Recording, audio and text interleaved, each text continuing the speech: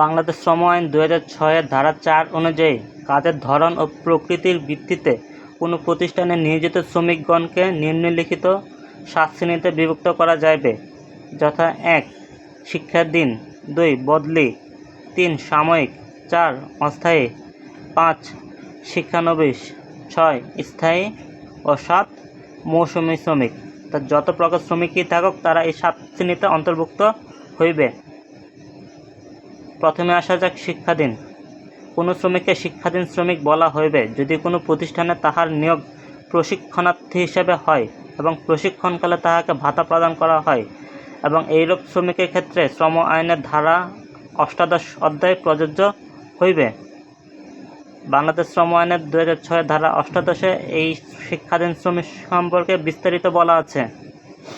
কোনো শ্রমিককে বদলি শ্রমিক বলা হইবে যদি কোনো প্রতিষ্ঠানে তাহাকে কোনো স্থায়ী শ্রমিক বা শিক্ষানবিশের পদে তাহাদের সাময়িক অনুপস্থিতিকালীন সময়ের জন্য নিযুক্ত করা হয়, অর্থাৎ কোনো স্থায়ী শ্রমিক বা শিক্ষানবিশ শ্রমিকের এগেনস্টে অনুপস্থিতিতে অল্প সময়ের জন্য নিযুক্ত করা হবে এই বদলি শ্রমিকদের। কোনো শ্রমিককে সাময়িক বলা হইবে যদি কোনো প্রতিষ্ঠানে সাময়িক ধরনের কাজে সাময়িকভাবে তাহাকে নিয়োগ করা হয়। এই ধরনের শ্রমিকগুলোকে সাধারণত ছোট ছোট প্রজেক্টের কাজ অল্প সময়ের জন্য নিযুক্ত করা হয়। কোনো শ্রমিককে অস্থায়ী শ্রমিক বলা হইবে যদি কোনো প্রতিষ্ঠানে তাহার নিয়োগ এমন কোনো কাজের জন্য হয় যাহা একান্তভাবে অস্থায়ী ধরনের এবং যাহা সীমিত সময়ের মধ্যে সম্পন্ন হওয়ার সম্ভাবনা থাকে। এই ধরনের শ্রমিকরা এক ধরনের ডেইলি লেবার হিসেবে ব্যবহৃত হয়। কোনো শ্রমিককে শিক্ষানবিশ শ্রমিক বলা হইবে যদি কোনো প্রতিষ্ঠানে কোনো স্থায়ী পদে তাহাকে আপাতত নিয়োগ করা হয় এবং তাহার শিক্ষানবিশকাল সমাপ্ত না হয়ে থাকে, অর্থাৎ কোনো শ্রমিককে শিক্ষানবিশ তখনই বলা হবে যতদিন সে তার শিক্ষানবিশকাল সমাপ্ত না হয়। এবং এই কেরানি সংক্রান্ত কাজে নিযুক্ত কোনো শ্রমিককে শিক্ষানবিশকাল হইবে 6 মাস এবং অন্যান্য শ্রমিক অর্থাৎ প্রোডাকশনের সাথে জড়িত শ্রমিকদের শিক্ষানবিশকাল হবে 3 মাস।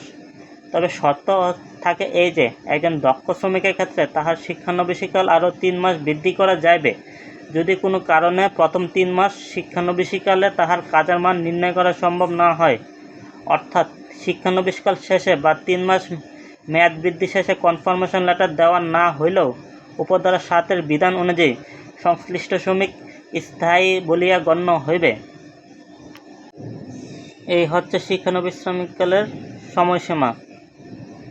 কোনো শ্রমিককে স্থায়ী শ্রমিক বলা হইবে যদি কোনো প্রতিষ্ঠানে তাহাকে স্থায়ীভাবে নিযুক্ত করা হয় অথবা প্রতিষ্ঠানে তিনি তাহার শিক্ষানবিশকাল সন্তোষজনকভাবে সমাপ্ত করিয়া থাকেন। এখানে 2টি কন্ডিশন আমাদের মাথায় রাখতে হবে। এই 2টি কন্ডিশন যদি ফুলফিল হয় তাহলে তিনি একজন স্থায়ী শ্রমিক বলে গণ্য হইবেন। যদি কোনো স্থায়ী শ্রমিক কোনো নতুন পদে শিক্ষানবিশ হিসেবে নিযুক্ত হন তাহা হইলে তাহার শিক্ষানবিশকালে যে কোনো সময়ে তাহাকে পূর্বের স্থায়ী পদে ফেরত আনা যাইবে।